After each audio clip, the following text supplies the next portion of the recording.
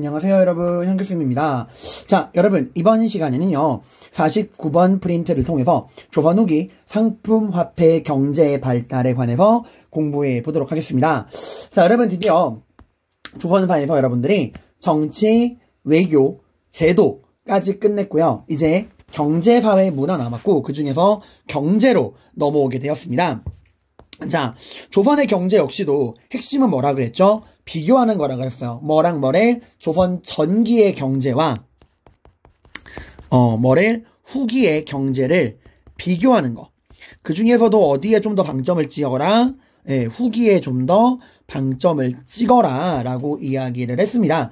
이거는 계속 제가 말씀드리지만 세기별로 100년 단위로 15, 16, 17, 18, 19세기별로 정치 운영 형태를 세부적으로 공부하는 정치사를 제외한 나머지 영역 있죠. 외교, 제도, 경제, 사회, 문화는 모두 이 패턴이에요. 전기랑 후기를 비교하는 거. 그 중에서 후기에 좀 더 방점을 찍는 것. 외교는 좀 다르지만요. 외교야 이제 외란과 호란 그 자체가 좀 더 영향가가 있지만 나머지 제도, 경제, 사회, 문화는 전기, 후기 비교, 특히 후기의 방점 잊지 마시기 바랍니다. 일단 큰 틀만 말씀을 드리면은 조선 전기랑 후기 경제의 큰 틀을 말씀을 드리면 조선 전기에는 기본적으로 국가가 굉장히 상업을 통제해요. 경제활동에 적극적으로 나서지 않습니다. 기본적으로 조선 자체가 농업에 기반한 자급자족을 추구하면서 상업을 통제를 하게 되는데 이게 이제 조선 후기로 가게 되면은 이러한 흐름이 변하게 돼요. 더 이상 상업에 대한 통제가 이루어지지 않습니다. 약해져요. 아예 이루어지지 않은 건 아니지만 상업에 대한 통제가 되게 약해지고 그에 맞추어서 통제가 약해지는 만큼 물건을 사고 파는 상품화폐 경제가 발전을 하게 됩니다. 왜냐면 상업 자체가 굉장히 규모가 커지기 때문에 그래요. 자, 그러면 왜 이러한 변화가 생기냐? 왜 조선 전기 때는 국가가 나서서 경제를 통제하고 상업을 통제하고 자급자족의 모습을 강했는데 왜 후기에 오면은 이런 상업에 대한 통제가 약해지고 상품화폐 경제, 상업이 발전하게 되는가? 이것부터 우리가 여기에 중점을 두고 내용을 볼 건데 그래서 우리가 조선의 경제를요. 전기 후기 비교하는 이 조선의 경제를 오늘 어떤 식으로 공부할 거냐? 분야를 나누어서 공부를 할 겁니다. 오늘 선생님과 조선의 경제를 전기 후기 나눌 때 총 5개의 분야로 나눠 공부할 거예요. 몇 개? 5개. 첫 번째로 제일 중요한 농업, 그 다음 상업, 그 다음에 화폐 있고 무역, 그리고 수공업, 광업, 6가지 분야네요. 네, 이렇게 농업, 상업, 화폐, 무역, 수공업, 광업 이렇게 좀 6가지로 나눠볼 건데 그 중에서 가장 중요한 건 농업과 상업이에요. 그 중에서도 농업이 모든 변화의 시발점이 되는 핵심입니다. 자, 그러면 이 농업부터 조선 전기와 후기로 나눠볼 건데 그 농업에서도 우리는 기본이 되는 논농사, 쌀농사죠. 논농사부터 살펴보도록 하겠습니다. 자, 그럼 조선 전기에는 논농사를 어떻게 지었느냐? 이 농법 좀 더 알아두세요. 직파법이었습니다. 뭐라고요? 네, 직파법이요. 자, 여러분은 지금 저랑 조선의 경제, 이 경제를 전기, 후기 비교하는 걸 중심으로 조선의 경제를 공부할 거고 그 중에서도 지금 어느 분야? 첫 번째 분야인 농업. 네, 농업. 그 중에서도 논농사. 이 논농사를 전기, 후기에 어떻게 지었는가 이걸부터 비교하는 거예요. 이 카테고리 잊지 마세요. 자, 조선 전기에는 논농사를 어떻게 지었다고요? 네, 조선 전기에는 논농사를 직파법이라는 방법으로 지었다고요. 직파법은 말 그대로 논에 직접 파종한다. 씨를 뿌린다는 거예요. 그러니까 논에 씨를 그냥 직접 팍팍팍 뿌리는, 직접 뿌리는 그게 바로 직파법입니다. 그러니까 여기 그림처럼 되겠죠. 이게 논이라고 하면은 씨앗을 그냥 손에 집히는 대로 쫙쫙쫙 뿌려버리니까 지금 이 선생님이 여기 그림에 표시한 대로 이런 식으로 씨가 논에 불규칙적으로 퍼져서 자라겠죠. 자, 이런 직파법의 장점과 단점은 뭐냐? 우선 장점은요. 땅에 바로 자라기 때문에 그 땅에 그런 바로 자라면서 지력을 빨리 먹기 때문에 가뭄에 대한 저항력이 강해요. 그러니까 가뭄 자체의 저항력이 되게 강합니다. 그러니까 비가 좀 며칠 내리지 않더라도 바로 이 벼들이 말라 죽진 않아요. 가뭄에 대한 저항력 강하다. 가뭄의 강함. 자, 우리가 전문 농사꾼 될 게 아니기 때문에 역사 속에서 이 농업을 살펴보는 거기 때문에 깊이 들어갈 필요는 없습니다. 역사적인 의미랑 이런 딱 필요한 내용 정도 마시면 돼요. 근데 이 직파법의 문제가 뭐냐? 자, 땅에다가 그냥 불규칙하게 씨앗 상태에서 바로 뿌렸죠. 그죠? 그 얘가 씨앗 상태에서 땅에 불규칙하게 퍼진 다음에, 논에 불규칙하게 퍼진 다음에 자라고 있죠. 그러면 뭐랑 같이 자라냐? 잡초랑 동시에 자라요, 얘가. 그러니까 이 논에다가 직접 씨를 뿌렸는데 이 직접 뿌려진 씨가 불규칙하게 뿌려지고서 잡초들이랑 동시에 자라는 거야. 그러니까 뭐가 돼? 구분이 돼? 안 돼? 안 되는 거예요. 그러니까 땅에 직접 뿌려가지고 이게 불규칙하게 흩어져가지고 잡초랑 동시에 성장을 하기 때문에 이 논에 뿌린 이 벼의 씨와 잡초가 동시에 자라기 때문에 구분이 안 가. 그리고 이게 불규칙하게 퍼져 있으니까 이게 또 정돈돼 있는 게 아니잖아요. 그죠? 이러다 보니까 구분도 안 가고 정돈도 안 돼 있으니까 잡초를 제거하는 게 어떨까요? 굉장히 어렵습니다.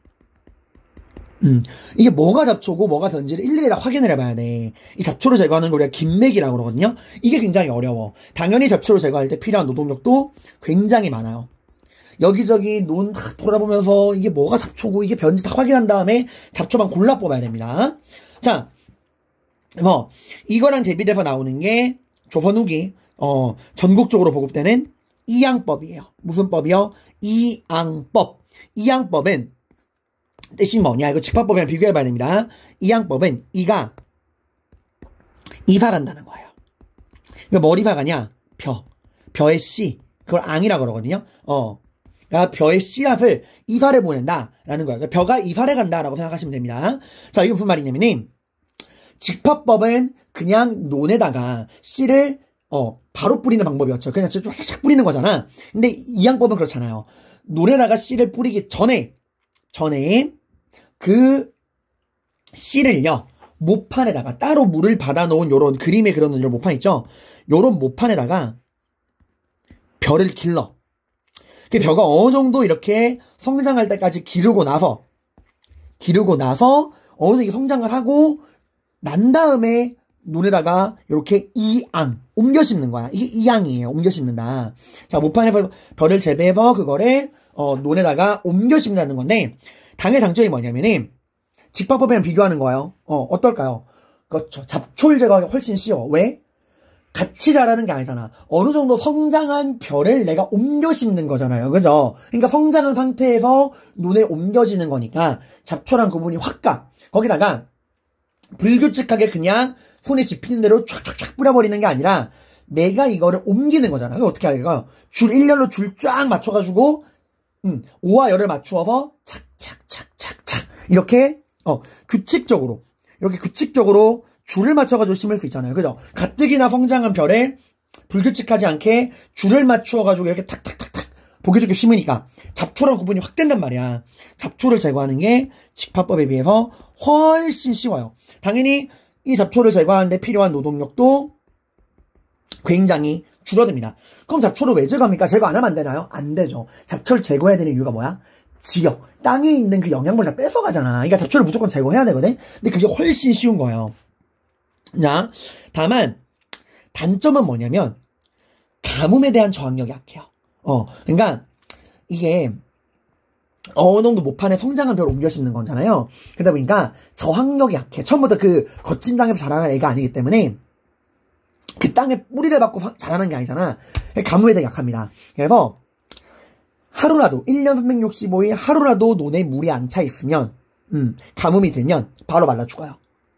그래서 여러분들 이 이양법은 들어온 거는 고려 후기였어요. 우리나라에 들어온 거는.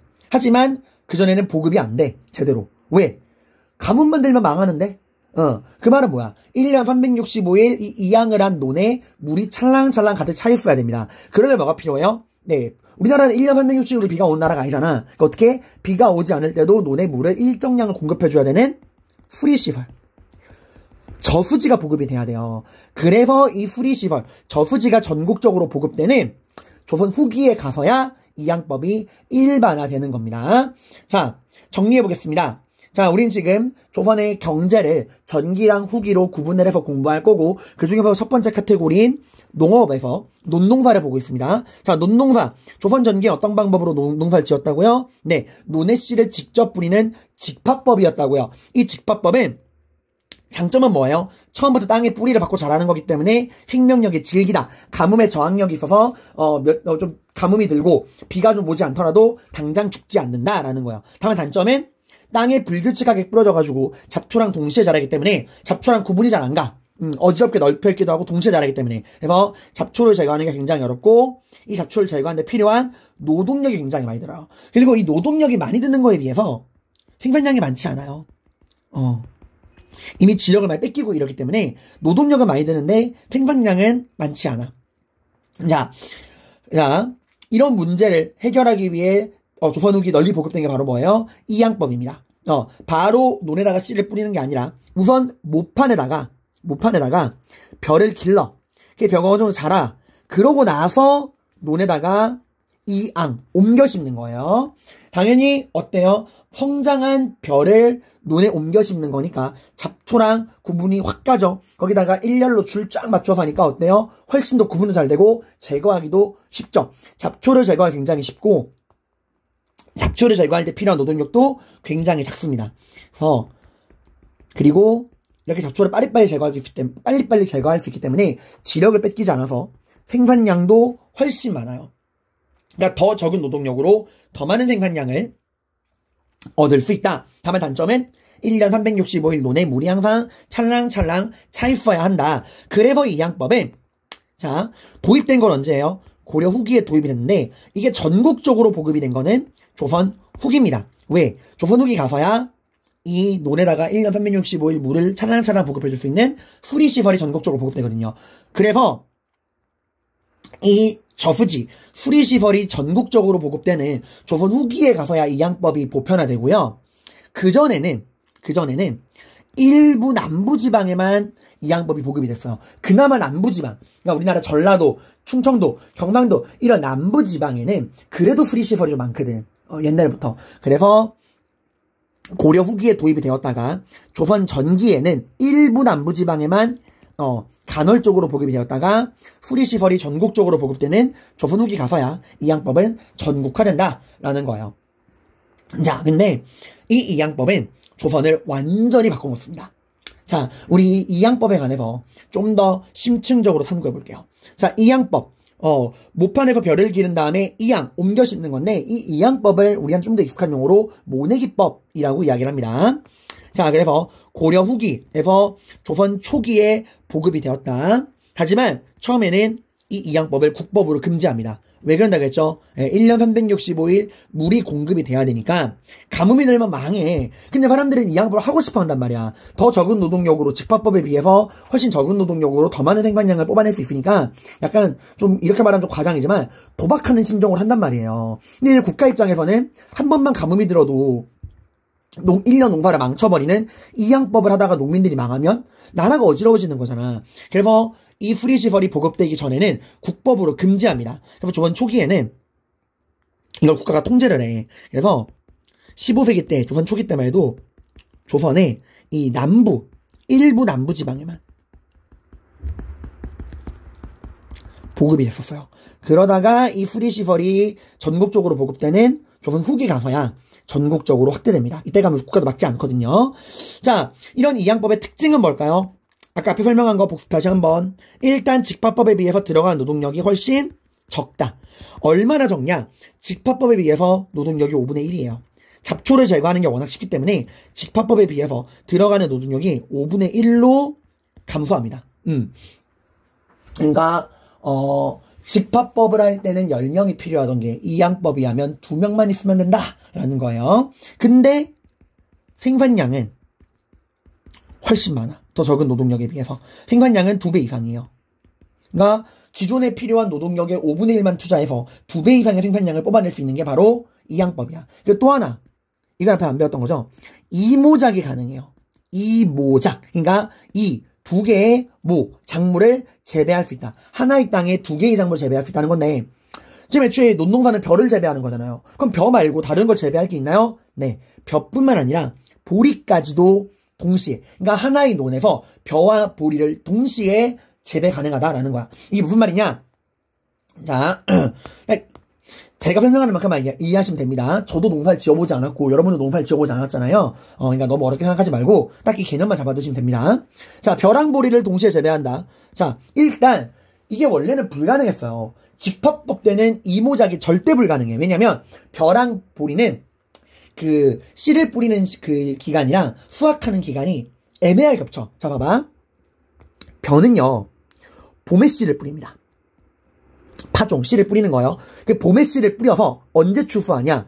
가을에 추수를 해요. 이게 일반적인 벼야. 그러니까 우리가 이제 그 보릿고개란 말을 하잖아요. 봄에 뿌린 씨앗이 가을에 추수되기 전까지의 기간 동안에 배고픈 시간을 보릿고개라 그러고, 이 기간에 이제 백성들이 배고프는 거를 가지고 막 고리제 막 하니까 이걸 이제 고구려에서 고국천왕이 진대법으로 국가가 저렴한 이자로 쌀을 빌려주고 막 이런 게 있었잖아요. 이게 조선에서 한국이었고, 아무튼 벼는 봄에 씨를 뿌려서 가을에 추수를 합니다. 여기까지 이해가죠?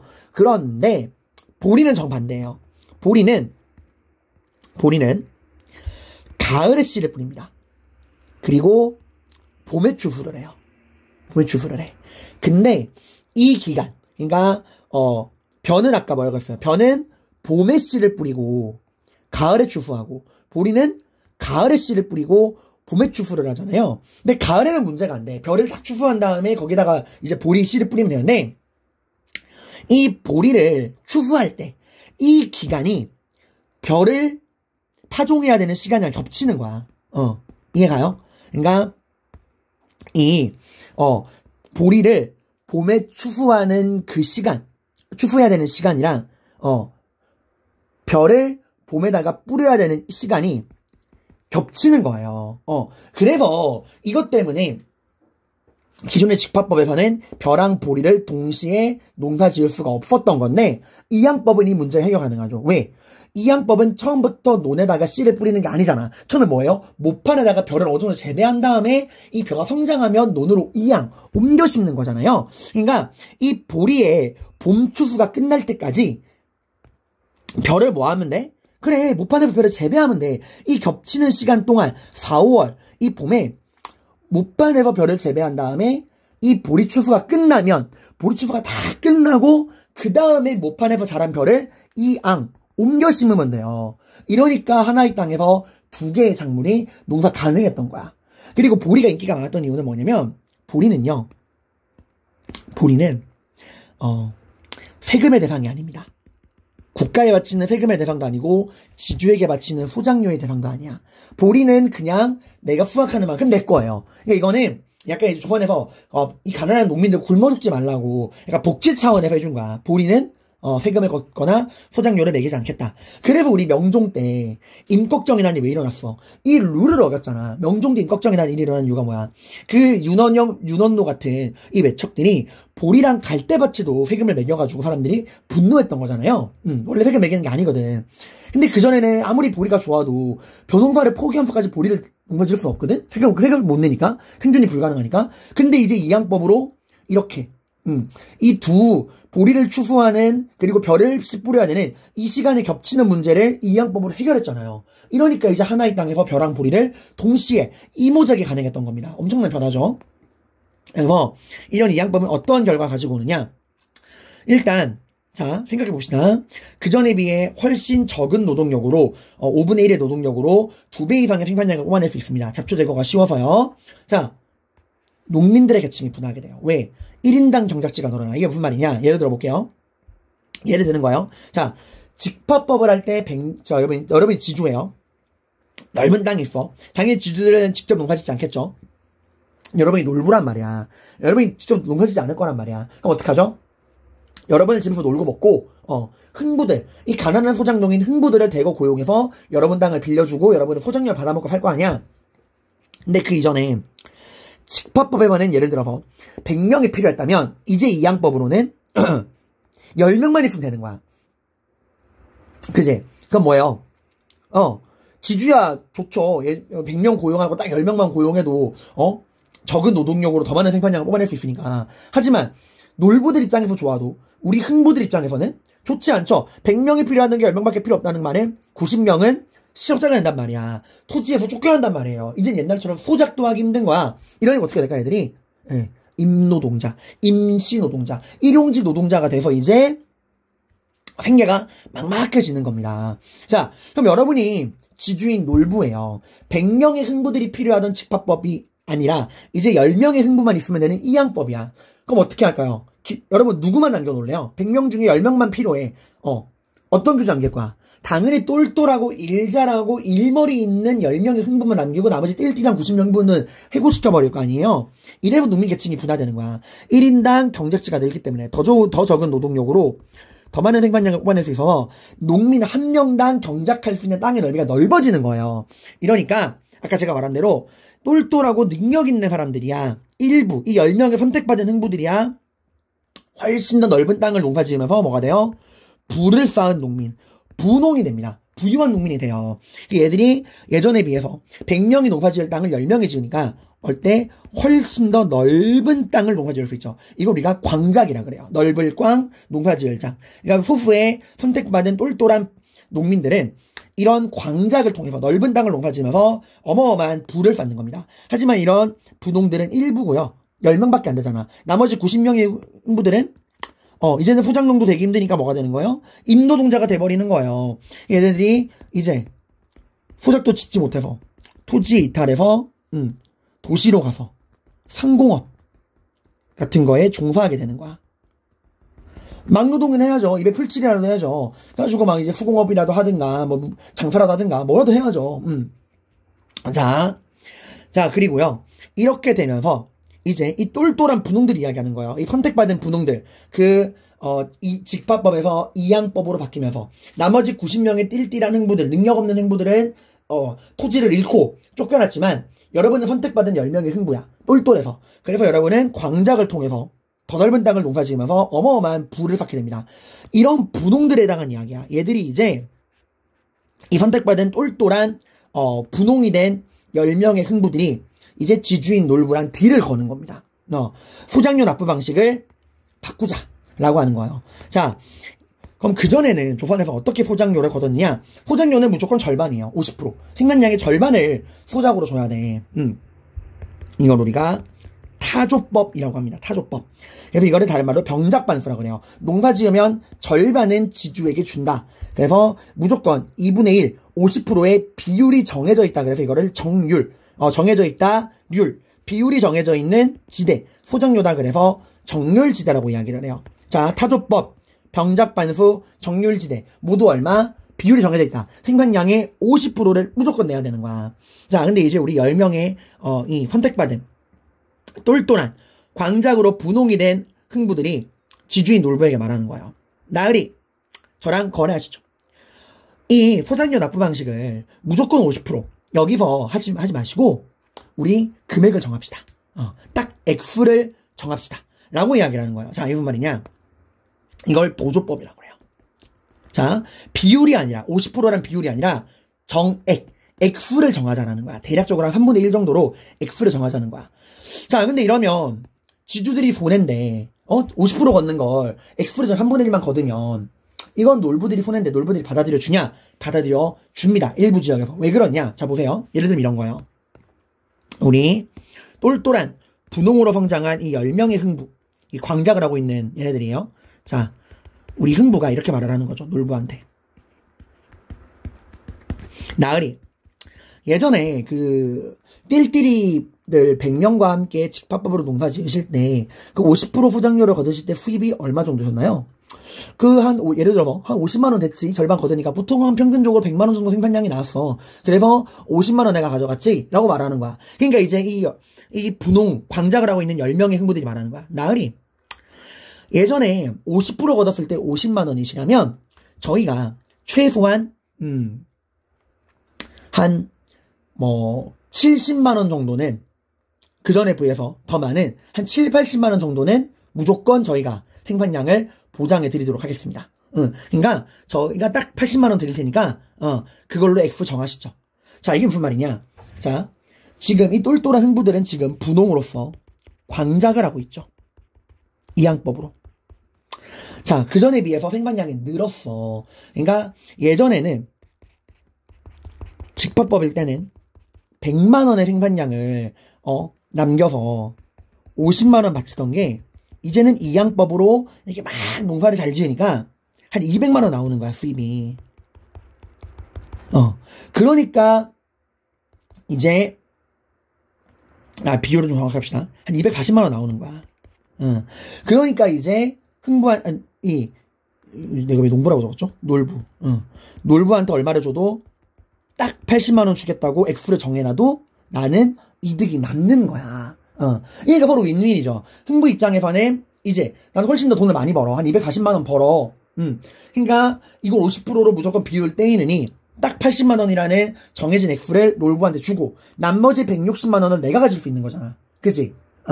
그리고 놀부도 그 전에 정률지대로 50만원 받는 것보다 딱 정해진 금액, 그 전보다 많은 80만원의 금액을 받을 수 있는 거잖아요. 그죠? 그러니까 이거는 이양법으로 이렇게 훨씬 더 많은 생산량을 뽑아낼 수 있던 능력 있는 소작인들이 지주랑 일종의 딜을 건 거예요. 그전처럼 무조건 정해진 비율로 50%씩 가져가는 정률지대 병작반수 타조법에서 딱 액수, 한 3분의 1 정도로 액수를 정하는 정액지대인 도조법으로 갑시다. 이거라도 제가 예전에 타조법으로 나으리가 거두시는 소작료보다 더 많은 수입을 보장해 드리겠습니다. 라고 말을 하는 거예요.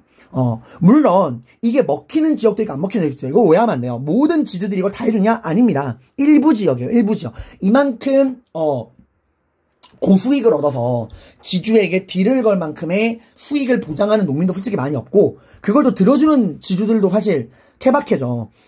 다만 일부긴 하지만 조선 후기 때 이렇게 이양법의 보급으로 그 이전에 비해서 훨씬 적은 노동력으로 더 많은 생산량을 뽑아낼 수 있어서 이 소수의 성공한 분홍들, 넓은 토지를 광작하는 분홍들이 등장을 하면서 소작료 납부 방식도 그 이전에 무조건 50%로 얻는 병작반수 정률지대 타조법에서 액수를 그냥 정해서 이 액수를 다 납부하는 도조법 정액지대로 소작료 납부 방식이 일부 지역에서라도 변하고 있다라는 이 포인트가 중요한 거야.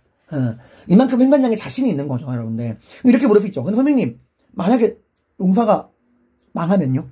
네, 이게 또 위험한 거야.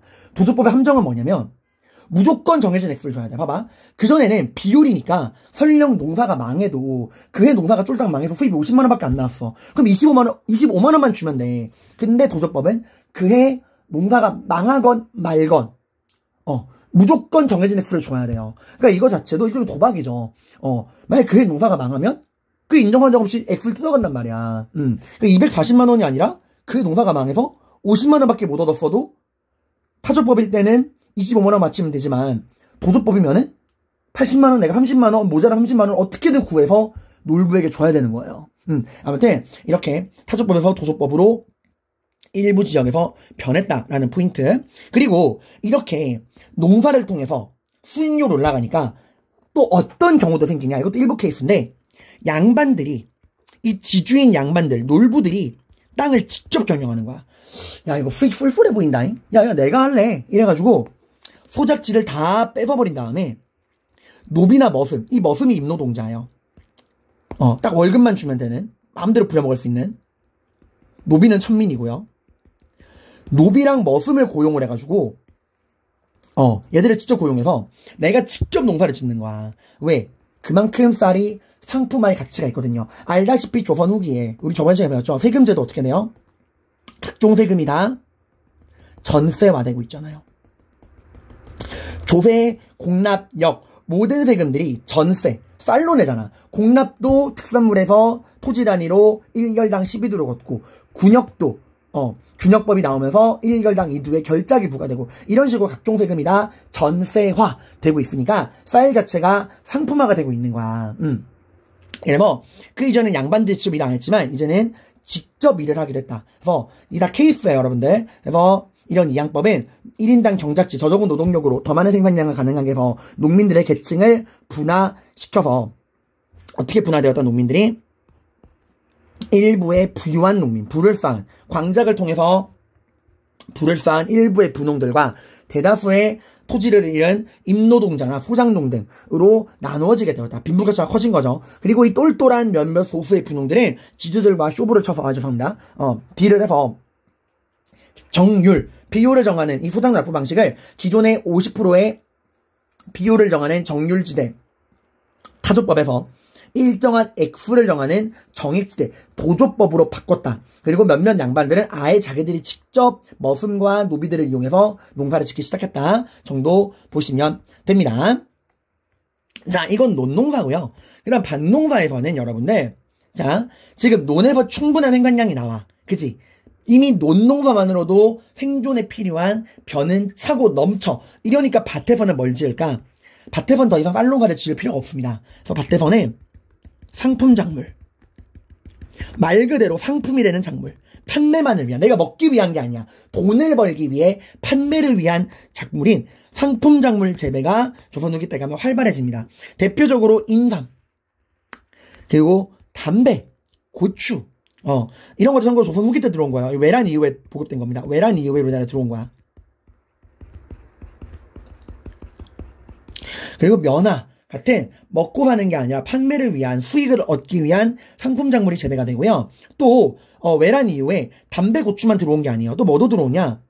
감자와 고구마 같은 것도 들어옵니다. 원래 감자, 고구마 아메리카 신대륙에 있던 건데 이 아메리카 신대륙에 있던 감자랑 고구마가 신항로 개척 이후에 유럽으로 들어오고 이 유럽 애들이 이거를 중국, 일본에 전해주고 이게 또 이제 임진왜란 거치면서 우리나라로 들어오게 된 겁니다. 이런 것도 우리가 뭐라 그러냐? 감자, 고구마를 구황작물이라 그래요.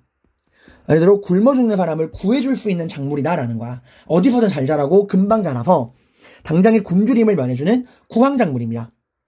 그래서 조선 후기에는 인삼, 담배, 고추 같은 상품 작물의 재배가 밭에서 활발해지기도 하고 또 감자, 고구마 같은 구황작물도 전래가 되었다라는 거예요. 그래서 이 조선 후기 겁니다. 담배, 고추, 감자, 고구마 이런 건 다 외란 이후 조선 후기의 작물이야.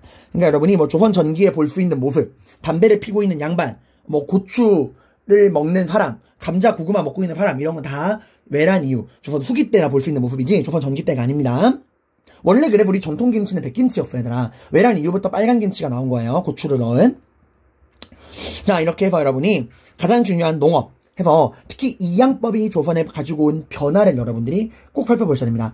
이게 나중에 사회과랑도 연결되고 정치랑도 연결돼요. 미리 말씀드리면은 이양법으로 돈을 많이 벌어들인 이 부유한 분홍들이 이제 뭘 탐낼까? 항상 사람이 돈이 생기면 그 다음 탐내는 게 뭐예요? 명예랑 정치력이란 말이야. 그래서 이 지방에 있는 분홍들이 향촌사회의 권력을 갖고 싶어해. 원래 향촌사회 주도권 누가 쥐고 있었죠?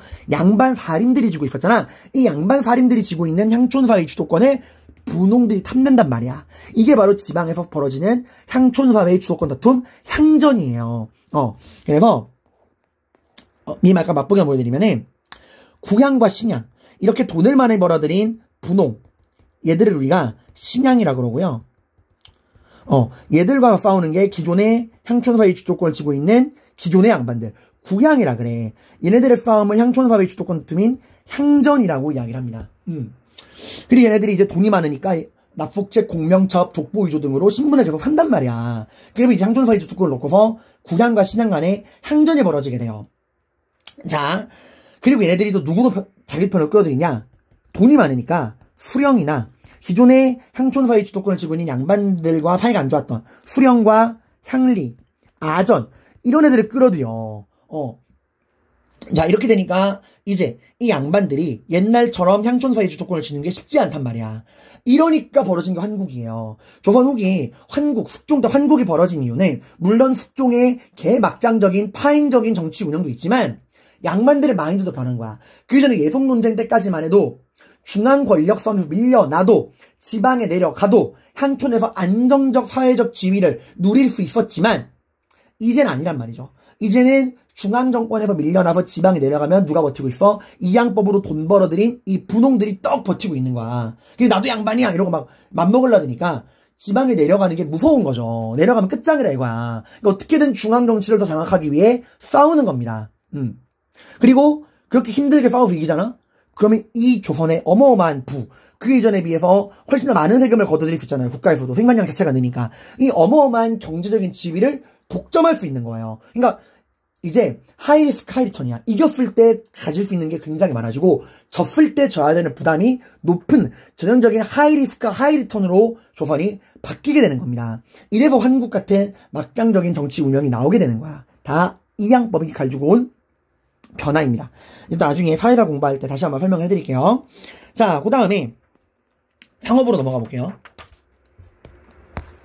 상업은 조선 전기랑 후기를 비교해야 되는데 조선 전기의 상업은 누가 통제한다? 철저하게 국가가 통제합니다. 국가가 주도해서 상업을 통제합니다. 그래서 이 조선 전기 국가가 통제하는 이 상업을 우리가 중앙과 지방으로 나눠볼 건데 우선 중앙에서는 아무나 장사를 못해요. 오직 관허, 국가의 관에게 허락받은 상인들만 장사할 수 있는데 얘들 우리가 시전상인이라 그래요. 시전상인.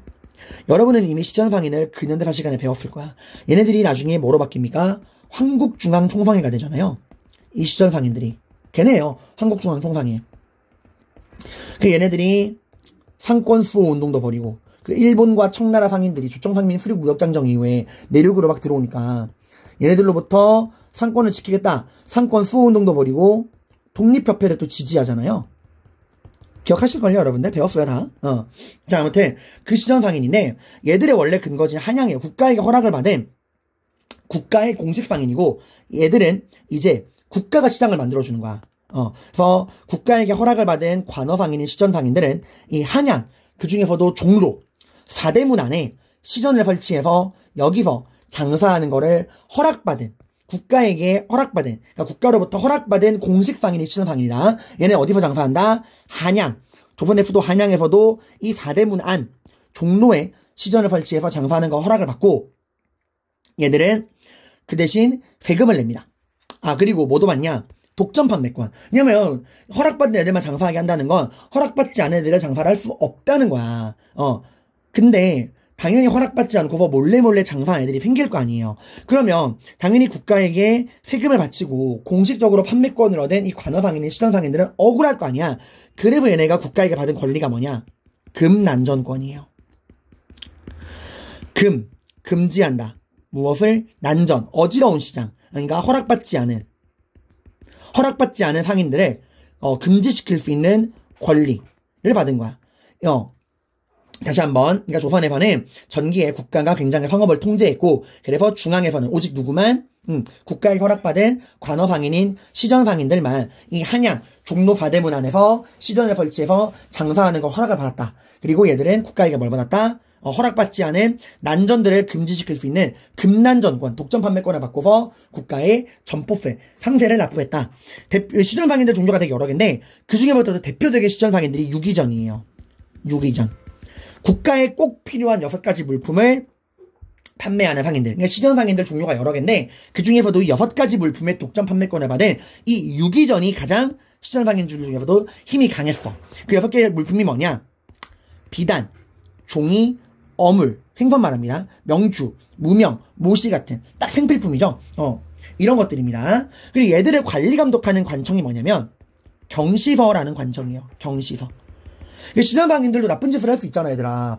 얘네가 이제 국가의 독점 판매권 얻고서 오히려 얘네가 갑질할 수 있는 거잖아. 그래서 이런 시전상인들을 감시하기 위해 만든 기구가 경시서예요. 국가가 만든 관리기구입니다. 그러니까 국가가 만든 경시서가 이 관어상인들인 시전상인들을 관리 감독하는 거야.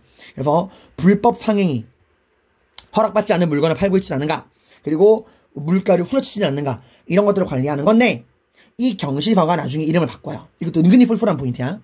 세조, 그 수양대군이 좀 쿠데타, 세조 때 경시서가 평시서라는 걸로 이름을 바꾸고 이때부터 조선 말기까지는 쭉 평시서로 있어. 그래서 만약에 시험에 여러분이 뭐 푸는 문제에 조선 후기에 볼 수 있는 모습, 경시서가 물가를 조절하고 불법 상행위를 감독했다, 틀린 겁니다. 이미 세조 때 경시서는 평시서로 바뀌어서 조선 후기에는 이 평시서가 물가를 조절하고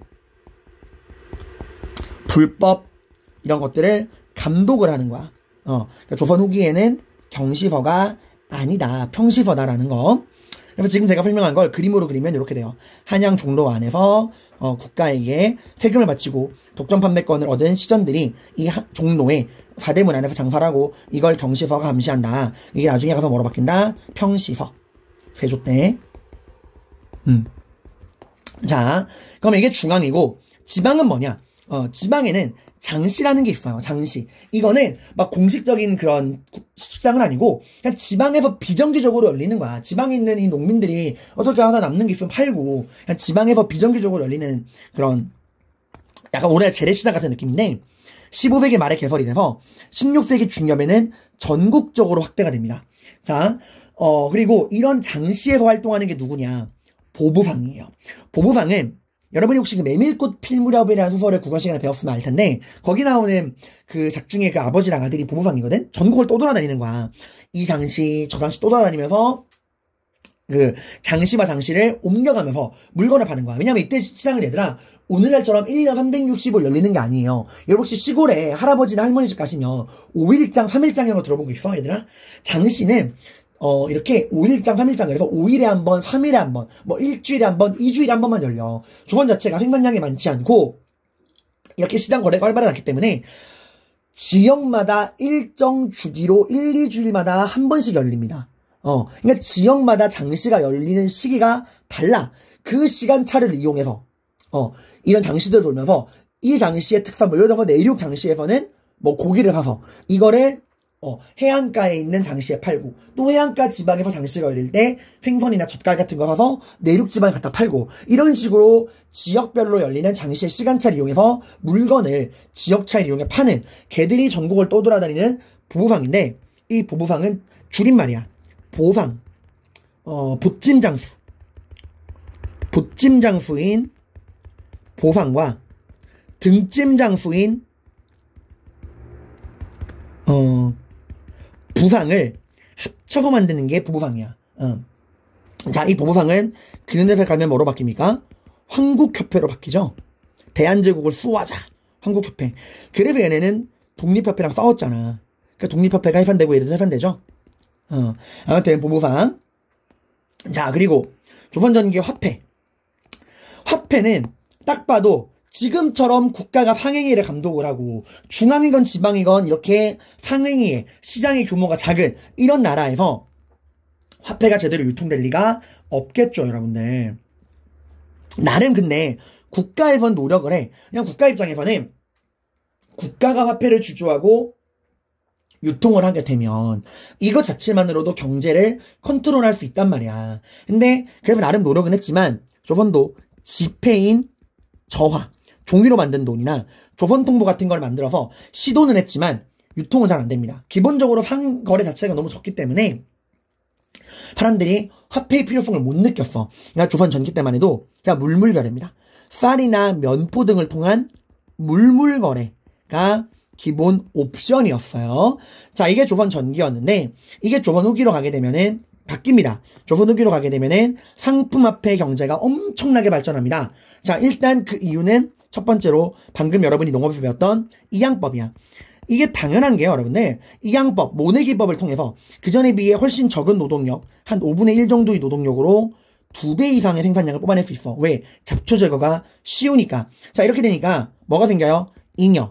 충분히 내가 먹고도 남는 잉여 생산물이 엄청나게 늘어납니다. 그러니까 잉여 생산물이 어떻게 해요? 남는 거 어떻게 버릴 거야? 아니잖아. 팔아야 될 거 아니에요. 잉여 생산물이 유통되기 시작하는 거예요. 그러니까 원래 어떤 나라건 상업이 발전할 거면 그 나라의 기본 산업인 1차 농업의 맥시멈을 찍어야지 그 다음에 남는 거가 거래되면서 상업이 발전하는 거야. 그러니까 이게 농업 생산량이 늘어야 발전할 수 있는 겁니다. 근데 이게 이양법으로 이제 생산량이 폭발적으로 증가하니까 이제 이 남아도는 잉여 생산물을 유통하게 되는 거야. 그리고 또 이제 뭐가 막 재배돼요? 네, 논에서 충분한 생산량이 나오니까 이제 어때요? 밭에서는 굳이 식량을, 이 쌀을 재배할 필요가 없잖아. 그래서 밭에서는 뭘 지었죠? 네, 순수하게 판매만을 위한 상품 작물을 재배하기 시작했죠. 그러니까 논에서는 이양법을 재배를 하고 이양법으로 벼농사, 쌀농사를 짓고 이것만으로도 충분한 잉여 생산물이 나오니까 이 쌀도 시장에 풀리고 이제 먹고 사는 문제가 해결되니까 밭에서는 굳이 벼농사, 쌀농사를 지을 필요가 없이 산풍작물을 재배하게 됐죠. 뭐 인삼이나 뭐 담배나 고추나 면화 같은 이런 것들은 판매를 위한 거야. 당연히 이런 것들이 다 시장에 풀리게 되는 겁니다. 그러니까 어떻게 돼요? 시장에서 나오는 물건이 늘고 당연히 시장에서의 거래가 활발해지니까 이 장시가 열리는 빈도도 훨씬 더 짧아지는 거야. 그전에는 일주일, 2주일 혹은 한 달에 한 번 열리던 장시가 이제는 이틀에 한 번, 3일에 한 번, 심지어 매일매일 열리기도 하는 식으로 상업활동이 장시가 활발해지는 거야. 그리고 농민들도 계층이 분화됐잖아요. 더 적은 노동력으로 더 많은 생산량이 뽑아내니까 1인당 경작지가 어떻게 돼요? 넓어지고 그래서 소수의 선택받은 분홍들은 광작을 통해 돈을 벌어지지만 대다수의 사람들은 토지에서 쫓겨나서 임노동자가 되잖아. 그리고 애들이 먹고 살기 위해 어떻게 합니까? 도시로 이동을 해서 상공업에 종사를 하게 되는 거예요.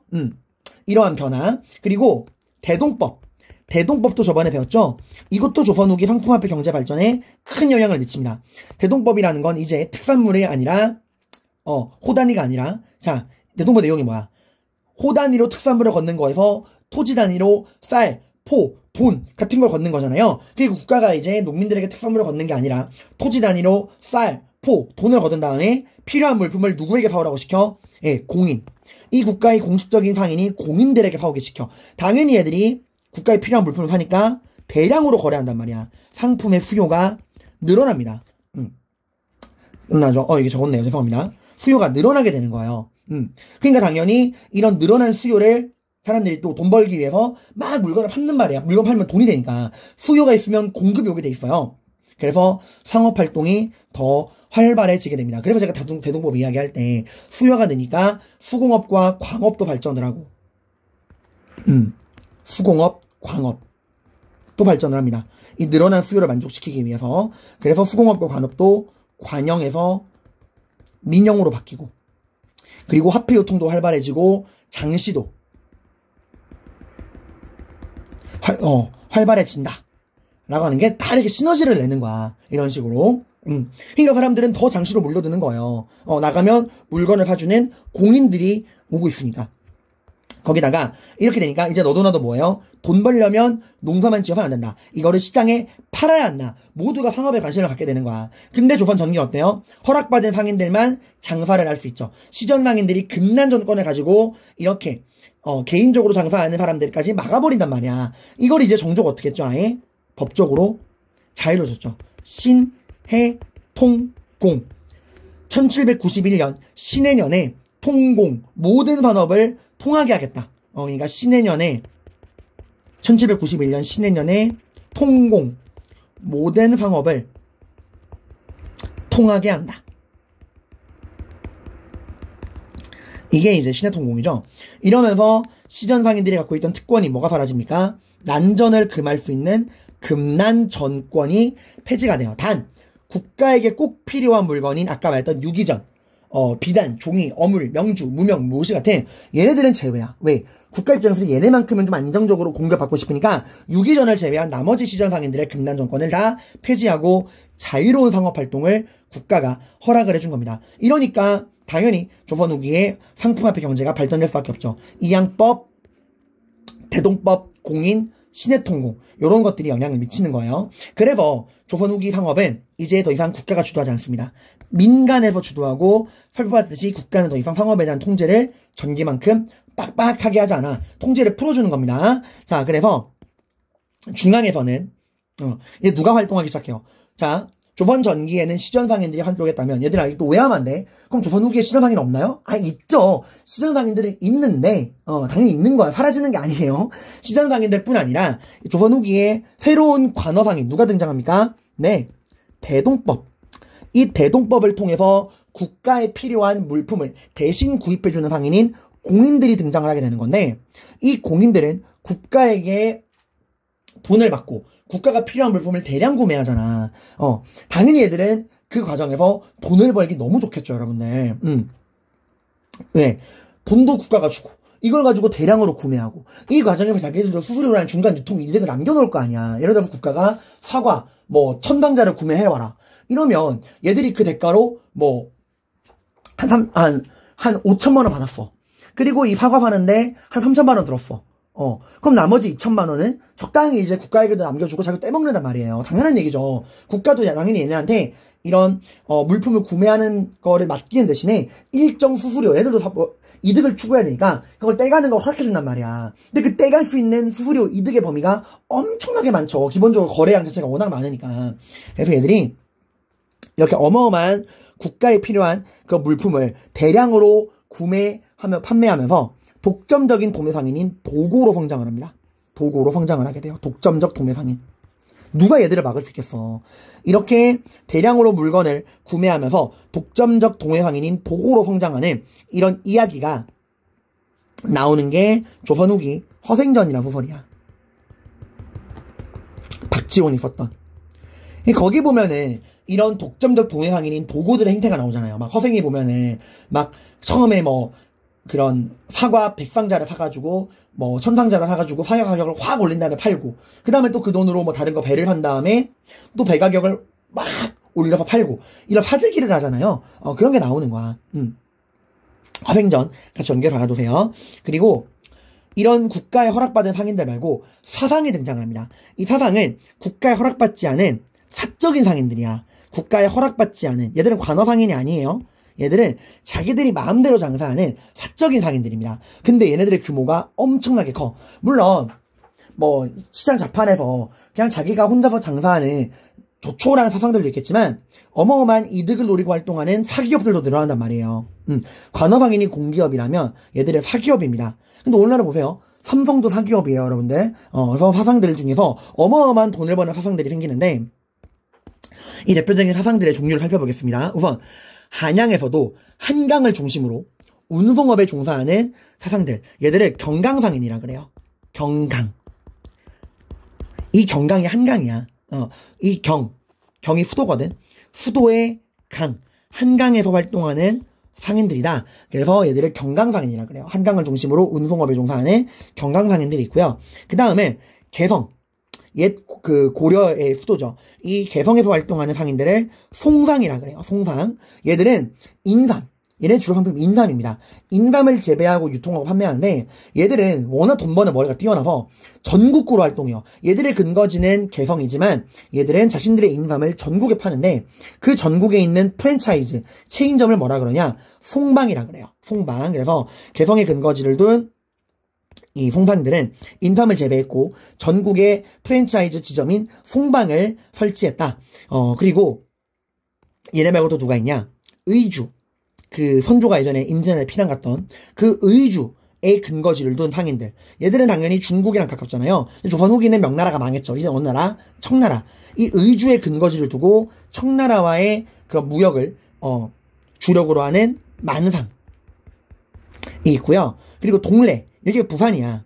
우리 그 광해군의 기후학조를 계기로 부산만 딱 일본에게 열어줬잖아요. 그 부산 옆에 있는 바로 그 도시가 동래예요. 그래서 우리도 임진왜란 배울 때 부산진 전투, 동래성 전투 배웠잖아. 부산에 있는 성 중에 하나입니다. 이 동래에서 일본과의 무역을 담당하는 내상. 여기에 이제 외관이 설치되어 있거든. 이 외관에서 일본과의 무역을 담당하는 내상. 그리고 평양의 근거지를 둔 유상. 이런 애들이 있습니다. 그러니까 다시 한번 사상. 얘들은 국가에 허락받은 시전상인이나 공인이 아닙니다. 사기업이에요. 한강을 중심으로 운송업을 종사하는 경강상인. 그리고 개성의 근거지를 두고 인삼의 재배랑 유통을 담당하면서 전국에 송방을 설치했던 개성의 송상. 그리고 의주의 근거지를 두고 청나라와의 무역을 전담하는 만상. 그리고 동래, 부산에 있는 외관, 동래의 근거지를 두고 일본과의 무역을 담당하는 내상. 그 평양과의 무역을 담당하는 유상이 있고, 특히 이 송상들은요, 의주에서 활동하는 만상과 동래에서 활동하는 내상들 간의 중개무역도 담당을 합니다. 지도를 보시면 이해가 될 거예요. 여기 의주에서 활동하는 청나라와 무역을 담당하는 만상과 이 동래, 부산 동래에서 일본과의 무역을 담당하는 내상, 이 둘 사이를 연결해 주는 게 바로 개성에 있는 송상이야. 중개무역을 해주는 거예요. 얘들의 중개무역을 해준다 라고도 보시면 됩니다. 그리고 포구, 배가 이제 왔다 갔다 하는 포구에서도 장사를 하는 애들이 생겨요. 포구랑 장시에서. 바로 상품 매매를 중개해주고 물건을 보관해주고 운송, 숙박, 금융업 등에 종사하는 애들인데 얘들을 우리가 뭐라 부르냐? 객주와 여각이라고 불러요. 객주와 여각. 여기 나오죠? 객주랑 여각. 그래서 얘들이 이런 각종 물건과는 포구나 장시 같은 데서 이렇게 물건의 유통, 숙박, 운송, 보관, 숙박, 중개업 등을 맡음으로써 성장하는 객주랑 여각들도 성장하게 된다라는 겁니다. 자, 그래서 이렇게 여러분들이 내용을 공부하시면 되고, 이렇게 환거래가 활발해지니까 어떻게 될까? 화폐도 활발하게 유통될 수밖에 없는 거야. 그러니까 국가가 인위적으로 유통하는 게 아니라 이렇게 자연히 상품화폐 경제가 발전하면서 자연스럽게 사람들도 물건을 거래할 때 이제 뭘 쓰는 거예요? 무거운 쌀이 아니라 보관하기 편한 돈을 쓰는데, 화폐를 쓰는데, 그 조선 후기 전국적으로 보급된 화폐가 상평통보예요. 상평통보. 전국적으로 유통이 됩니다. 이게 유통된 거는 숙종 때예요. 숙종 때 알다시피 대동법이 전국화되잖아요. 그러면서 이제 물건의 거래가 더 활발해지면서 상평통보도 전국적으로 유통이 되게 된 거다라고 하는 거예요. 그리고 사람들이 거래의 규모가 점점점 느니까 어떤 것까지 발전하게 되냐? 돈이 무겁잖아, 얘들아. 그러니까 이것도 이제 그러니까 대규모 환거래를 할 때는 신용화폐, 어음을 쓰는 거야. 그러니까 지금 당장 내가 이 돈을 뭐 1,000만 원, 5천만 원어치 상평통보를 줄 수는 없지만 일단 물건 먼저 받고 이 돈은 차근차근 나누어서 주겠다. 이런 식의 신용화폐, 일종의 어음이 쓰이기도 합니다. 이 어음을 다른 말로 환이라고도 이야기를 해요. 자, 이러면서 화폐 유통이 숙종 때부터 전국화 일상화되니까 이제 어떤 일까지 벌어지냐? 사람들이 깨달은 거야. 아, 이 돈이, 이 화폐가 가치가 있는 거구나 하니까 이제는 화폐를 사재겨 놓는 거야. 화폐를 몰래 모아서 자기 집안에 딱 보관해 놓는 거야. 화폐야말로 가치가 있는 거지 해서 화폐 투기 현상이 일어나게 되는 거예요. 그러면서 정작 시장에 돌아야 되는 돈이 부족해지는 전황 현상이 발생합니다. 돈이 가뭄이 들었다. 화폐가 가뭄이 들었다는 거야. 화폐가 부족해지는 현상이 생긴 겁니다. 왜? 화폐 자체가 투기의 대상이 됐거든요. 이렇게 되니까 화폐의 가치가 점점점 올라갑니다. 화폐의 가치가 올라가면 물가는 그만큼 떨어지게 되겠죠. 이런 거 우리가 뭐라 그래? 디플레이션이라 그래. 인플레이션이랑 반대예요. 여러분이 흥선대원군 때 배웠던 인플레이션이랑 반대야. 흥선대원군은 정반대죠. 흥선대원군은 경복궁 중건을 위해서 100배의 가치를 가지고 있는 당백전을 발행을 했죠. 당백전.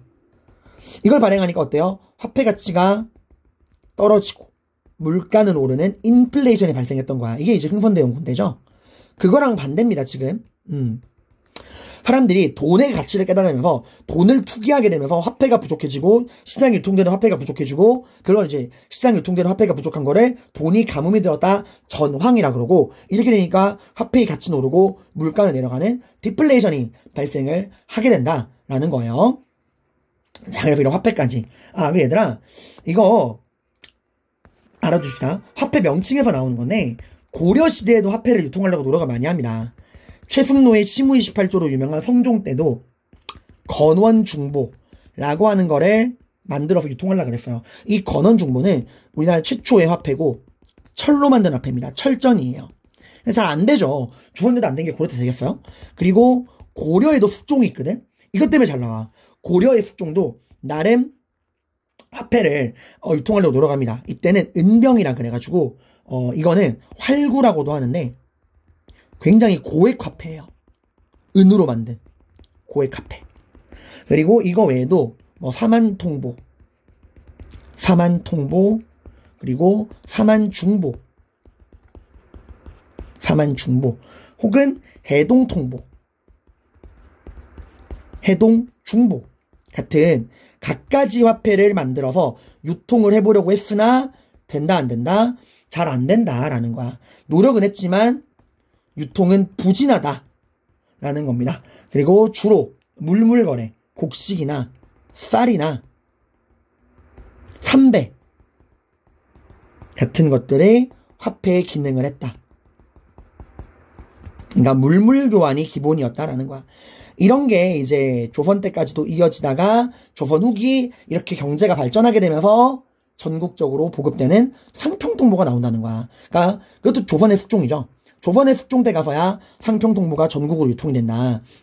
그래서 조선 초기나 고려 때까지만 해도 나름 화폐 유통을 시도했지만 성공하지 못했고 조선 후기 숙종 때 가서야 상평통보가 전국으로 보급됐다 해서 조선 초기 저화 조선통보, 고려시대 성종의 건원중보, 고려시대 숙종의 은명, 사만통보, 사만중보, 해동통보, 중보도 같이 알아두시길 바랍니다. 여러분들.